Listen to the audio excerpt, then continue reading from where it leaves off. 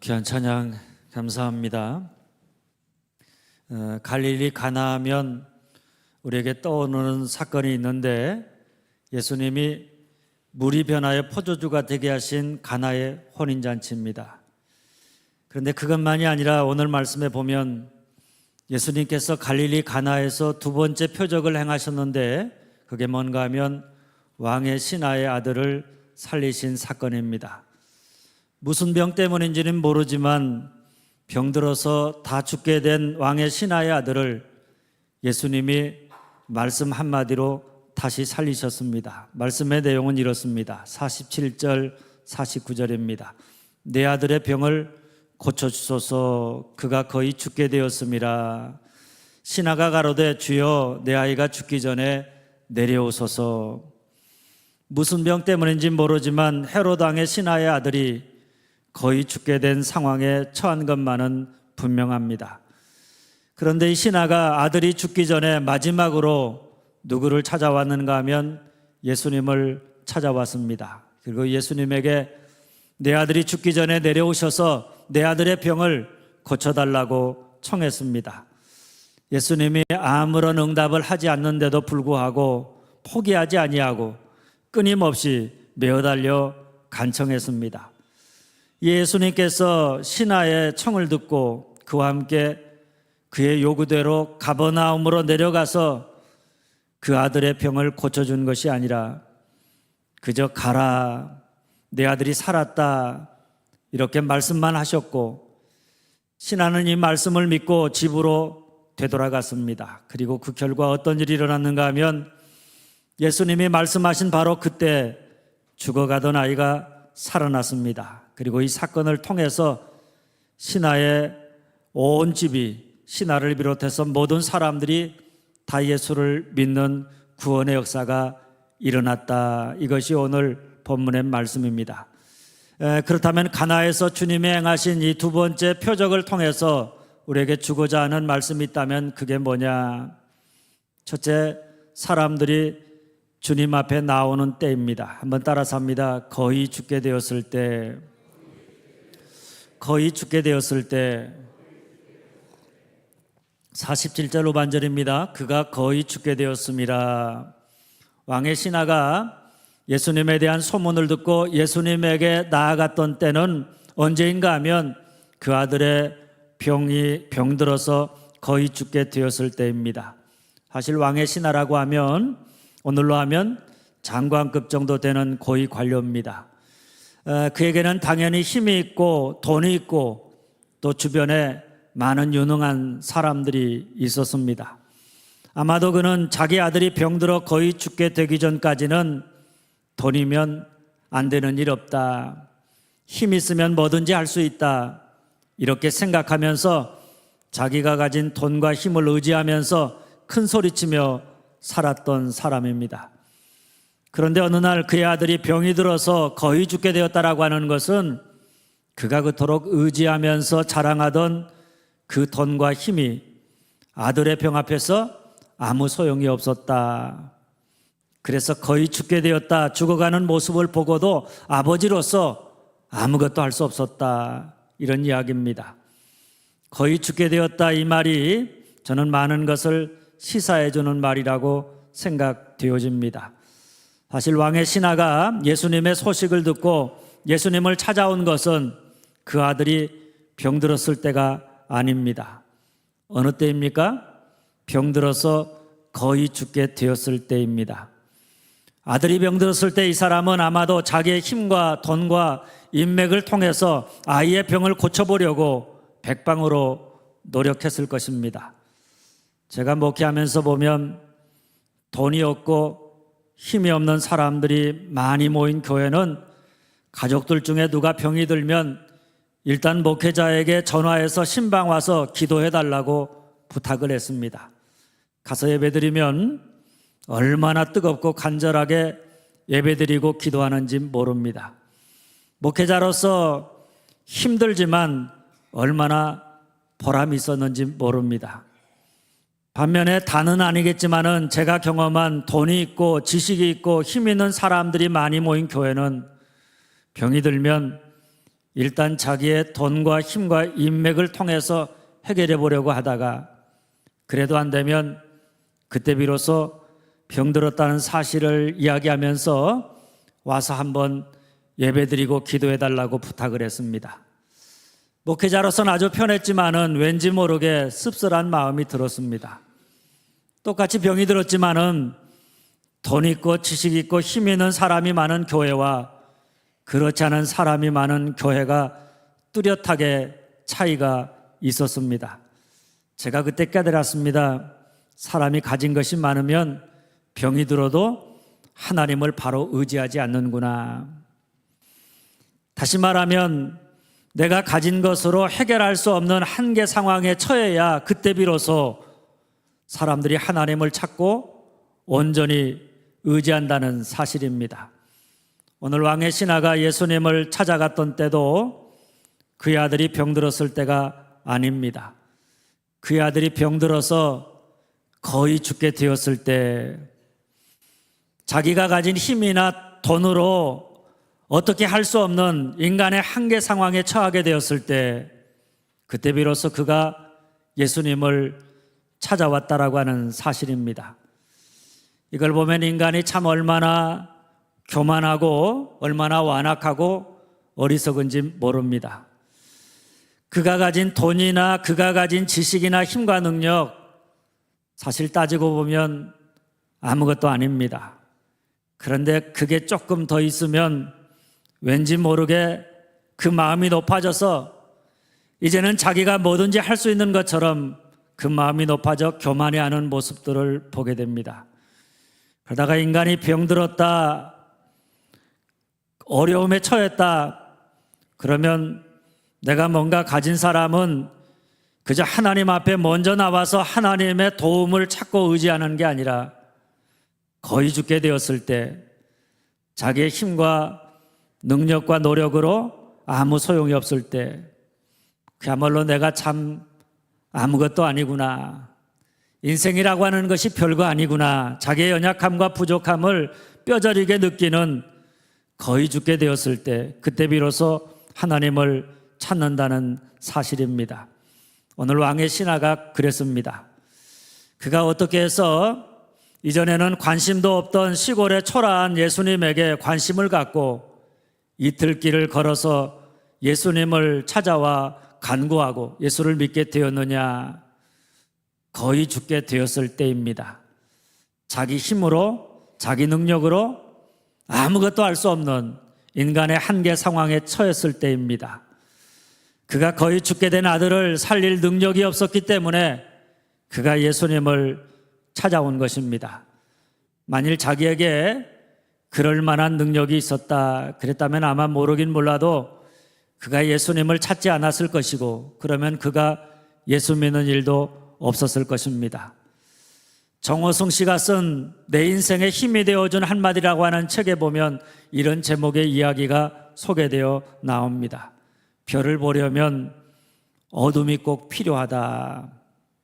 이 말을 달리하면 그 누구도 밤을 맞이하지 아니하고는 별을 볼 수 없다, 이런 말입니다. 사실 우리 인생길에는 어두운 밤이 얼마나 많이 찾아오는지 모릅니다. 질병이라고 하는 밤, 이별이라고 하는 밤, 좌절이라고 하는 밤, 고난과 가난이라고 하는 밤 등등 인간의 수만큼이나 헤아릴 수 없어온 많은 어둠과 절망이 우리 인생의 길을 가는 동안 우리를 찾아옵니다. 우리는 가능한 한 우리 인생에 이런 밤이 오지 않기를 간절히 바라면서 살아가지만 분명한 사실은 뭐냐? 밤이 오지 않으면 별이 뜨지 않는다는 것입니다. 별을 보려면 어둠이 꼭 필요하다, 이런 이야기입니다. 사실 별은 대낮에도 하늘에 떠 있습니다. 하지만 어둠이 없기 때문에 우리가 그 별을 볼 수가 없는 것입니다. 그런데 어둠이 찾아오면 그때 비로소 하늘에 반짝반짝 빛나는 그 별을 보게 되는 것입니다. 우리의 눈을 보면 검은 자위와 흰 자위로 구성되어져 있는데 세상을 보는 것은 흰 자위를 통해서 보는 게 아니라 오로지 검은 자위를 통해서만 세상을 보게 되어져 있습니다. 하나님이 왜 이렇게 만드셨을까? 어둠 속에서만 별을 볼 수 있고 그저 흰자가 아니라 검은 자위를 통해서만 세상을 보게 왜 하나님이 만드셨을까? 정호성 씨는 어둠을 통해서 세상을 바라보라. 어둠을 통하지 않고서는 세상의 밝음을 볼 수 없기 때문이라 이렇게 이야기합니다. 그렇습니다. 우리 인생의 어둠, 그 어둠은 우리로 하여금 하나님을 볼 수 있게 하고 하나님 앞에 나아가게 하고 하나님을 믿게 하는 축복이 되는 줄 믿으시기를 바랍니다. 오늘도 마찬가지입니다. 우리가 어떻게 해서 예수 믿게 되었느냐? 우리가 왜 아직까지 여전히 예수 믿고 예수님을 의지하면서 살아가고 있고 점점 더 예수님에게로 가까이 나아가고 있느냐? 그 이유는 다른 게 아닙니다. 거의 죽게 되었을 때 내 힘과 내 능력으로 해결할 수 없는 한계 상황, 그 한계 상황들을 우리가 끊임없이 맞이하고 살아가기 때문입니다.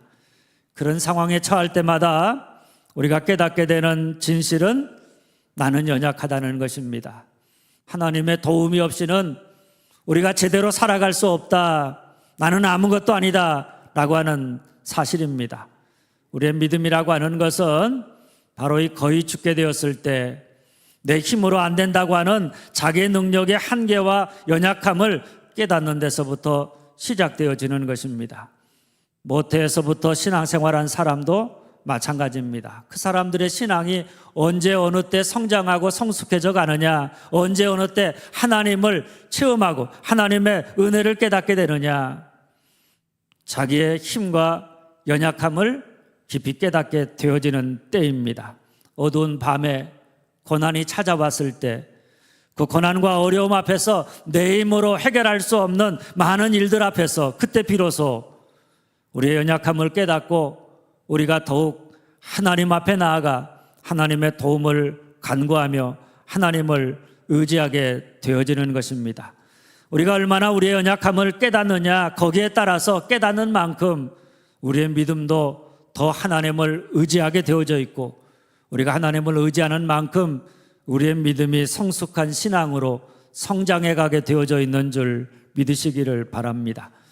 그러니 여러분, 우리가 살다가 거의 죽게 되었을 때 내 힘으로 해결할 수 없는 일들, 우리 인생의 어둠과 절망과 고난을 만나거든 그때마다 우리가 나타내야 될 반응은 세상 사람들처럼 절망하거나 좌절하거나 원망하거나 불평하는 게 아닙니다. 뭡니까? 이 어둠이 나로 하나님을 만나게 하고 하나님의 은혜를 체험하게 하는 축복이 되는 줄 믿고 어둠과 절망 속에서 눈을 들어 하나님을 바라보면서 더욱 힘써 하나님 앞에 나아가서 하나님, 나는 연약합니다. 내 힘 가지고 안 됩니다. 하나님, 나를 도와주시옵소서. 이렇게 간구하면서 하나님을 의지하는 자가 되어야 하는 줄 믿으시기를 바랍니다. 둘째, 그리고 그때 우리가 갖는 믿음입니다. 한번 따라서 합니다. 기적을 보고 믿는다. 기적을 보고 믿는다. 48절입니다. 예수께서 이르시되 너희는 표적과 기사를 보지 못하면 도무지 믿지 아니하리라. 예수님께서 자기를 찾아와서 내 아들의 병을 고쳐달라고 청하고 있는 왕의 신하에게 너희는 표적과 기사를 보지 못하면 도무지 믿지 않는다, 이렇게 말씀하셨습니다. 그런데 이 말을 보면 왕의 신하가 예수님을 찾아온 목적이 뭐냐? 표적과 기사를 보기 위함이라는 이야기입니다. 자기 아들의 병을 낫는 것 때문에 자기가 소원하는 바를 이루어 달라고 예수님을 찾아왔다는 이야기입니다. 그가 예수님을 찾아간 것은 예수를 믿겠다고 찾아간 것이 아닙니다. 영적인 것에 특별한 관심이 생겨서 찾아간 것도 아닙니다. 그저 한 가지, 아버지로서 아들이 병들어서 거의 죽게 된 그런 모습을 보고 자기 아들을 살리고 싶은 그 마음에 예수님을 이틀길을 걸어서 찾아간 것입니다. 왜냐하면 예수님이 가나 혼인잔치집에서 물이 포도주가 되는 기적을 행하셨다. 그는 이미 가나에서의 예수님에 대한 소식을 들어서 알고 있었습니다.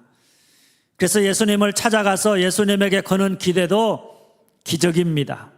자기 아들이 병들어 거의 죽게 되었지만은 예수님이 기적을 행하시면 내 아들이 나을 수도 있다. 이런 마음에 예수님을 찾아가는 것입니다. 우리가 생각하는 것처럼 예수님이 낫게 하실 것이다. 예수님에게 찾아가면 예수님이 우리를 낫게 하실 것이다. 이런 믿음이 있어서 찾아가는 것이 아니라 그냥 예수님에 대한 소문을 듣고 마지막으로 지푸라기라도 잡고 싶은 마음으로 주님을 찾아간 것입니다. 많은 사람들이 예수님을 찾아 교회에 나옵니다. 그런데 처음부터 나는 죄인입니다.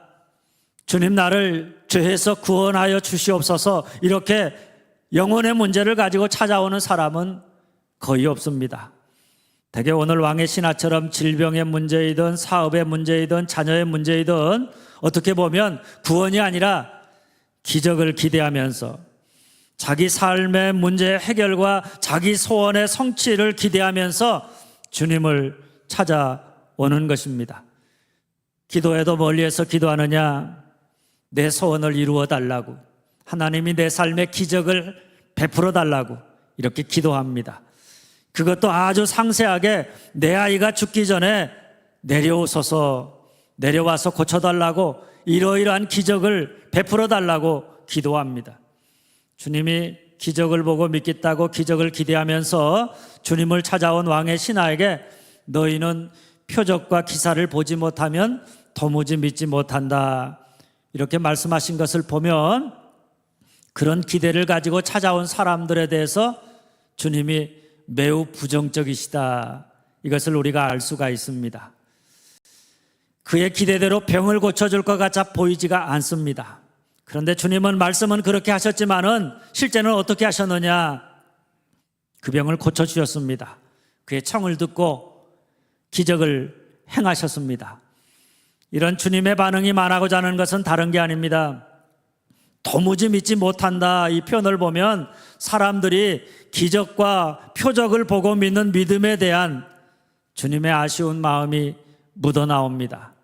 표적과 기사가 없어도 자기가 원하는 대로 자기 소원을 주님이 이루어주지 않아도 주님을 나의 구주로 나의 주님으로 믿을 수 있다면 얼마나 좋겠는가 하는 마음입니다. 물론 우리의 믿음이 표적과 기사를 보는 믿음에서 주님의 말씀을 믿고 그 말씀을 따라서 순종하며 나아가는 참된 믿음으로 성장해 나아가야 합니다. 만일 표적과 기사를 보는 믿음에만 머물러 있다. 오랜 세월 동안 교회 다니는데 여전히 자기 마음의 소원이 이루어지기만을 위해서 기대하면서 주님을 찾는다. 그러면 그가 주님을 찾아왔지만 표적과 기사 때문에 주님을 찾아왔지만 또한 그것 때문에 그는 어느 순간에 실망하고 주님의 곁을 떠나갈 수도 있기 때문입니다. 그러나 그럼에도 불구하고 우리가 처음에는 주님을 찾아올 때 왕의 신하처럼 기적을 기대하면서 내 마음의 소원을 이루어질 것을 기대하면서 주님을 찾아온다는 사실입니다. 그 어느 누구도 처음부터 예수를 나의 구주로 메시아로 100% 이해하고 찾아오는 것은 아닙니다. 여러분도 저도 마찬가지입니다. 아마도 왕의 신하처럼 어떤 인생의 절실함과 절박함 때문에 어떤 곤고한 문제 때문에 내 힘으로 해결할 수 없는 어떤 문제 앞에서 절망하면서 그것이 계기가 되어서 주님을 찾고 주님 앞에 간절한 마음으로 나오게 되는 줄 믿습니다. 그러니 주님이 표적과 기사를 보지 못하면 도무지 믿지 못한다 이렇게 말씀하시면서도 거의 죽게 된 아들을 살리고자 하는 왕의 신하의 절실한 청을 들어주신 것을 보면 오늘도 얼마나 마음이 안심이 되는지 모릅니다. 어쩌면 우리의 모습이 왕의 신하의 모습과 다를 바가 없기 때문에 혹여 주님이 그런 우리를 거부하시면 어떻게 하나 이런 불안한 마음이 있을지 모르지만 오늘 말씀을 보면 얼마나 안심이 되는지 모릅니다. 우리가 주님 앞에 나올 때 꼭 온전한 믿음을 가지고 나오는 것은 아닙니다. 우리가 확실한 믿음을 가지고 기도해야 주님이 우리의 기도를 들으시고 응답하시는 것도 아닙니다. 때로는 오늘 왕의 신하처럼 믿음은 없는데 내 삶의 곤고와 절박함 때문에 내 힘으로 해결할 수 없는 인간의 한계 상황 속에서 혹시나 해서 주님 앞에 나온다. 그때마다 주님은 너가 믿음을 가지고 나오라고 표적과 기사를 구하는 믿음을 책망하시고 우리를 거절하시는 게 아니라 그 계기가 무엇 때문이든 주님은 우리 인생의 절박함과 절실함과 곤고함을 바라보시면서 그런 우리를 긍휼히 여기시고 거기에 응답하시는, 인간이 겪는 인생의 슬픔과 아픔과 고통을 자신의 고통과 아픔과 슬픔처럼 아파하시고 긍휼히 여기셔서 거기에 응답하시는 분이심을 믿으시기를 바랍니다. 그러니 여러분, 주님 앞에 나올 때 주저하지 마시기를 바랍니다. 오늘 여러분에게 주님을 향한 믿음이 없다 할지라도, 나는 교회 나왔지만 믿음을 가지고 주님 앞에 나온 게 아닌데 그런 나의 기도를 주님이 들어주실까? 오늘 여러분의 삶의 절박함과 곤고함과 절실함이 무엇이든 간에 혹여 여러분이 예수님에게 거는 기대가 여러분의 삶의 문제를 해결할 수 있는 표적과 기사뿐이라고 할지라도 오늘 왕의 신하처럼 주님 앞에 나와서 주님, 내 아들의 병을 고쳐달라고, 내 마음의 소원을 이루어달라고 절박한 마음, 절실한 마음을 가지고 주님 앞에 나와 간구하는 여러분들 되어질 수 있기를 간절히 소망합니다. 그러면 우리 주님은 너희 믿음이 틀렸다, 맞았다, 부족하다, 그렇게 하면 안 된다, 이렇게 우리를 판단하거나 비난하지 않으시고 연약한 모습, 믿음 없는 모습, 우리의 있는 모습 그대로 우리를 긍휼히 여기셔서 우리의 간구에 응답하시는 분이심을 믿으시기를 바랍니다. 셋째, 그래서 그가 어떻게 달라졌느냐 한번 따라서 합니다. 말씀을 믿고 간다. 말씀을 믿고 간다. 49절 50절입니다. 신하가 이르되 주여, 내 아이가 죽기 전에 내려오소서. 예수께서 이르시되 가라, 내 아들이 살아있다 하시니 그 사람이 예수께서 하신 말씀을 믿고 가더니, 왕의 신하가 예수님을 찾아와서 뭐라고 청했는가 하면 내 아들이 거의 죽게 됐으니까 내려오셔서, 가버나움까지 내려오셔서 내 아들을 고쳐달라고 청했습니다. 그런데 예수님이 하신 처방이 뭡니까? 내려가기는커녕 가라, 너 혼자 가라는 것입니다. 그리고 뭐라고 말씀하셨는가 하면 네 아들이 살아있다, 이렇게 말씀하셨습니다. 그런데 놀랍게도 이 신하가 어떻게 반응했는가 하면 내려오셔서 고쳐줄 것을 기대하면서, 기적을 기대하면서 주님을 찾아왔지만 주님이 하신 것은 가라, 네 아들이 살아있다, 이 말씀뿐이었지만 아들이 살아있다는 예수님의 말을 믿었고 가라고 하는 말씀대로 가버나움으로 이틀길을 걸어서 돌아갔습니다. 예수님에게서 자기 아들이 낫기를 기대하면서 그가 찾아왔는데 주님은 그에게 아무런 일도 행하지 않고 그저 말씀만 하셨는데 그가 그 말씀을 믿고 갔다. 아마도 그는 절박한 심정으로 이틀길을 걸어서 주님을 만났을 때 그가 그렇게 갈 수 있었던 것은 그런 그를 향한 주님의 마음을 그가 느꼈기 때문입니다. 그저 그의 믿음을 있는가 없는가 판단하지 않으시고 그를 있는 그대로 용납하시고 그에게 자비와 긍휼을 베푸시는 주님의 사랑, 그 사랑을 그가 주님을 만남으로 보았기 때문입니다. 사실 여러분, 제가 이 신하의 입장이라면 아마도 크게 분노했을지 모릅니다. 구약에 나오는 아람의 군대장관 나아만이 나병을 낫고자 엘리사 선지자를 찾아갔을 때 엘리사가 코빼기도 보이지 않고 신하를 시켜서 요단강에 가서 7번 씻으라, 이렇게 말만 했습니다. 그때 나아만이 분노했다. 내가 아람에 강가가 없어서 여기에 온 줄 아느냐? 그 마음에 분노가 일어나서 그 분노한 마음들을 주체할 수 없었다고 성경은 이야기하는데, 오늘 이 왕의 신하도 자기가 이래봬도 왕의 신하인데 자기 아이가 죽게 되었다면 적어도 자기와 함께 내려가서 고쳐주려고 신용이라도 해야 될 텐데, 예수님이 함께 내려가기는커녕 이틀 길을 걸어서 찾아왔는데 그냥 가라 이렇게 말씀만 하시면서 아들이 살아있다고 하니까 장난하는 것도 아니고 이게 무슨 짓이냐 분노했을 것입니다.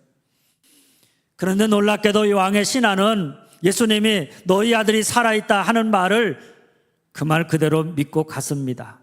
물론 왕의 신하의 마음이 주님의 말씀을 온전히 그대로 믿고 갔다. 주님이 말씀하셨으니까 내 아이가 진짜로 살아있을 것이다, 이 믿음 가지고 갔다, 이렇게 보기는 어렵습니다. 그가 가는 도중에 그를 만난 종들에게 아이가 살아난 때가 언제냐 이렇게 묻는 것을 보면 그가 주님의 말씀을 들었지만 긴가민가했다는 이야기입니다. 그런데도 다른 방법이 없었기 때문에 그를 향한 주님의 사랑, 주님의 긍휼이 진실하다는 것을 느꼈기 때문에 그 사랑 때문에 한번 그 말을 믿어보자, 이 사람의 말이라면 내가 믿어도 좋겠다, 이런 마음으로 그가 다시 가버나움을 향해서 돌아가게 된 것입니다. 그러나 긴가민가하는 믿음임에도 불구하고 중요한 것은 그가 주님의 말씀을 듣고 그 말씀을 믿고 갔다는 것입니다. 바로 그때 주님이 기적을 행하셔서 거의 죽게 된 아들을 고쳐주었다. 성경은 이렇게 이야기합니다. 우리 주님의 역사는 우리가 주님의 말씀을 완전히 믿는 데서 비롯되어지는 게 아니라 긴가민가하는 아주 희미한 믿음이라도 그 믿음을 가지고 우리가 주의 말씀을 들었다면 그 말씀 붙잡고 말씀을 따라서 어둠 속을 한 걸음 한 걸음 걸어갈 때 주님이 우리를 행하시는 기적이 우리의 삶 속에 일어나게 되는 줄 믿으시기를 바랍니다. 1800년 말 미국 뉴욕 지역에서 청년 목사로 아내 레아와 함께 주님에게 헌신한 윌리엄 쿠싱이라고 하는 분이 있었습니다. 그의 나이 47세에 사랑하는 아내가 세상을 떠나자 그는 깊은 슬픔에 사로잡혔습니다. 너무나 마음에 슬픈 나머지 그 슬픔을 극복하지 못한 그는 결국 목회를 중단해야 했고 건강마저 상실해서 반신불구가 되었습니다. 그러던 어느 아침 말씀을 펴고 묵상하다가 그는 이런 기도를 드립니다. 주님, 제가 아직도 주님을 위해 할 일이 있을까요? 제가 아직도 이런 몸으로 주님을 따를 수 있을까요? 그때 그의 마음속에 찬송시가 떠오르기 시작합니다. 그리고 그때로부터 그는 무려 300곡 이상의 찬송시를 작사하는 새로운 사역을 시작하게 되었는데, 그가 쓴 작품 중에는 우리가 잘 아는 예수께서 오실 때, 주날개 및 내가 편안히 쉬네 등등의 찬송이 있습니다. 그 중에서 그가 남긴 가장 위대한 찬송시는 우리가 조금 전에 부른 545장 이 눈에 아무 증거 아니 배워도 라고 하는 찬송입니다. 이 찬송의 원문 제목은 의심의 안개가 일어나는 골짜기라고 합니다. 이 눈에 아무 증거 아니 배워도 믿음을 가지고서 늘 걸으며 이 귀에 아무 소리 아니 들려도 하나님의 약속 위에 서리라. 걸어가세 믿음 위에 서서 나가세 의심 버리고 걸어가세 믿음 위에 서서 눈과 귀에 아무 증거 없어도. 지금 우리 눈에 아무 증거가 보이지 않아도, 그래서 주님이 말씀하셨지만 그 말씀대로 정말 그와 같은 일이 일어날까, 우리 마음에 의심의 안개가 짙게 깔려서 긴가민가하는 마음이 들어도 그분이 말씀하셨기에, 나를 긍휼히 여기는 그분이 말씀하셨기에 그 말씀 따라서 내가 한 걸음 한 걸음 어두운 그 길을 나아가는 것이 바로 믿음입니다. 주님이 말씀하셨다면 내 생각, 내가 기대하는 것과 달라도 그 말씀을 믿고 의심의 안개가 일어나는 골짜기를 우리가 용기 있게 한 걸음 내디뎌 걸어가는 것이 바로 믿음입니다. 그럴 때 어떤 일이 일어나느냐? 51절은 이렇게 말합니다. 내려가는 길에서 그 종들이 오다가 만나서 아이가 살았다 하거늘. 왕의 신하가 내 아들이 살았다는 주님의 말씀을 듣고 긴가민가 의심의 안개가 짙게 깔려 있었지만은 그 말씀을 믿고 자기 집으로 되돌아갔더니 가는 도중에 그 믿음대로 거의 죽어가던 아이가 살아나는 기적이 일어났습니다. 할렐루야. 그때 왕의 신하는 예수님이 내 아들이 살아있다 말씀하신 바로 그때 아들이 낳기 시작했다는 사실을 확인하고는 그야말로 소름이 끼쳤습니다. 그리고 나서 그와 온 집안이 다 믿었다. 긴가민가했던 믿음이 온전한 믿음, 견고한 믿음이 되었다. 표적과 기사를 기대하면서 믿던 믿음이 아니라 이제는 예수님의 말씀을 듣고 그 말씀 따라 가다가 예수의 말씀이 참임을 보고 예수가 메시아임을 믿는 참된 믿음을 가지게 되었다. 이런 말씀입니다. 주님은 요한복음 11장 40절에 이렇게 말씀하십니다. 내가 믿으면 하나님의 영광을 보리라. 많은 사람들이 보아야 믿겠다고 이야기합니다. 주님이 내 삶에 내 소원을 이루어 주시면 내가 예수님 잘 믿겠다고 기적을 기대하면서 주님을 찾아와 표적과 기사를 요구합니다. 우리 주님도 너희는 표적과 기사를 보지 못하면 도무지 믿지 못하는구나 이렇게 말씀하셨습니다. 그리고 오늘 왕의 신하도 처음에는 그런 기대를 가지고 주님을 찾아왔습니다. 그런 기대를 가지고 주님을 찾아온다 그 자체가 잘못된 것은 아닙니다. 그런데 보아야 믿겠다, 내게 기적을 보여달라고 하는 그가 예수님을 만나고 예수님의 말씀을 듣고 난 다음에 어떻게 달라졌느냐? 한번 따라서 합니다. 말씀을 믿고 갔다. 말씀을 믿고 갔다. 우리가 주님 앞에 나올 때 표적과 기사를 기대하면서 주님 앞에 나아가 나의 마음의 소원을 이루어 달라고 간구하고 기도하지만 그때 주님은 우리에게 말씀하십니다. 그 말씀을 들었을 때 내가 원하는 대로 내가 기대하는 때 주님이 이루지 않는다 할지라도 주님이 말씀하시지만 그 말씀을 내가 온전히 믿지 못하고 긴가민가 했지만 말씀을 믿고 간다.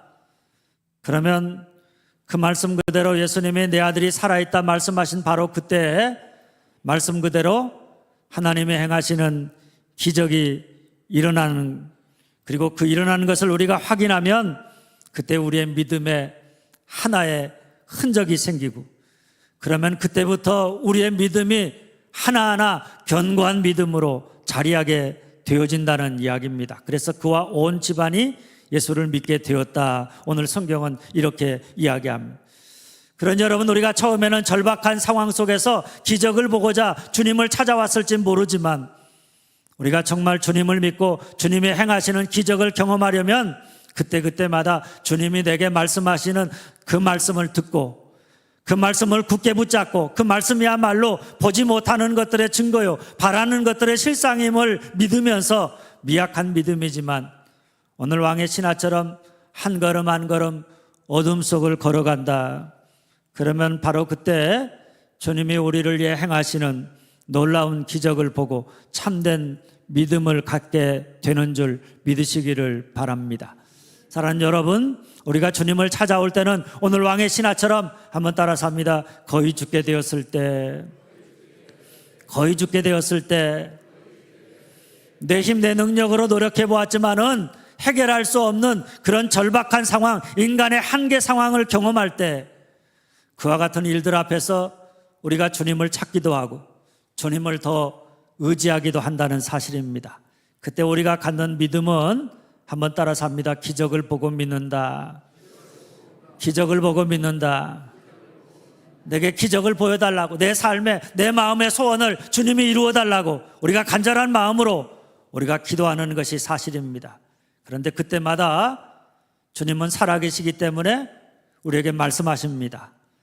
그 말씀을 듣고 그런 우리를 향해서 우리가 처한 절박한 상황을 보고 긍휼히 여기시는 주님의 사랑, 그 사랑에 대한 확신을 가지고 그 말씀에 대한 믿음이 분명하게 우리에게 없지만 그때마다 우리에게 말씀하시는 주님의 말씀을 듣고 한번 따라서 합니다. 말씀을 믿고 간다. 말씀을 믿고 간다. 말씀을 붙잡고 한 걸음 한 걸음 어둠 속을 걸어간다. 바로 그때 주님이 우리를 향하시는 기적을 경험하고 그때 우리의 믿음이 다시 한번 견고한 믿음으로 거듭나게 되는 줄 믿으시기를 바랍니다. 바라기는 여러분 모두가 처음에는 거의 죽게 된 상황에서 기적을 기대하며 주님 앞에 나왔더라도 이제는 우리를 긍휼히 여기시고 사랑하시는 주님의 사랑을 의지하여서 주님의 말씀, 그 말씀을 듣고 그 말씀이 참임을 믿고 말씀 따라서 가는, 그래서 주님이 우리를 행하시는 놀라운 기적을 날마다 경험하며 그래서 그 믿음이 견고해져 가므로 하나님의 뜻을 이루고 하나님의 영광을 드러내며 살아가는 여러분들이 다 되어줄 수 있기를 주님의 이름으로 축원합니다.